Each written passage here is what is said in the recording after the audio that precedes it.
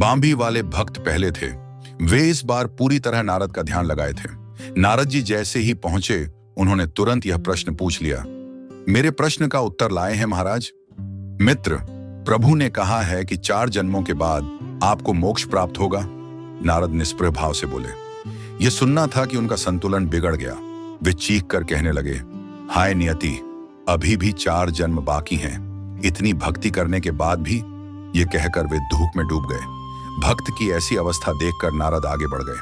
प्रेम भाव में विभोर दूसरे भक्त अब भी उसी तरह नाम कीर्तन में निमग्न थे। श्री हरि कहते हुए नृत्य कर रहे थे। नारद कुछ देर तक उनका कीर्तन सुनते रहे। नारद की नारायण नारायण सुनकर भक्त का ध्यान टूटा। नारद को देखते ही वे उनके चरणों में लेट गए। मेरे श्री हरि का दर्शन करके आए हैं आप। आपका स्वागत है, स्वागत है। भक्त प्रेम विभोर होकर बोले, हाँ भाई, श्री हरि का दर्शन हुआ, सब संताप मिट गए। मैंने आपका प्रश्न भी पूछा था। नारद बोले, धन्य भाग, आपको इस अभागे का ध्यान रहा। मेरे धन्य भाग। हाँ तो प्रभु ने क्या कहा?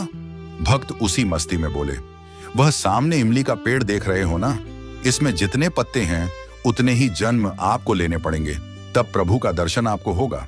कहकर नारद प्रतिक्रिया देखने को रुके। आहा, प्रभु के दर्शन मुझे होंगे तो सही, बहुत कृपा है प्रभु की। दर्शन होंगे, मेरे प्रभु के दर्शन होंगे। इतने जन्म तो यूं ही बीत जाते हैं। कहकर भक्त मस्ती से सराबोर हो गए। वे और भी तेजी से गाने लगे, श्री हरि श्री हरि। नारद चकित थे। एक तो 4 जन्मों की बात सुनकर रोने लगा, और एक ये हैं जो सैकड़ों जन्मों की बात सुनकर नाच रहे हैं।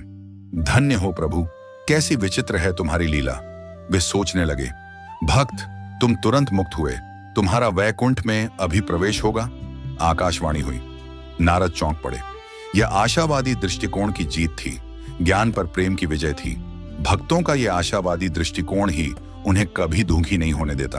उनके अंदर इतनी क्षमता होती है कि वे दुख को भी सुख में बदल देते हैं। सब्र और शुक्र का उनका जीवन दर्शन उन्हें सुखों में निमग्न रखता है।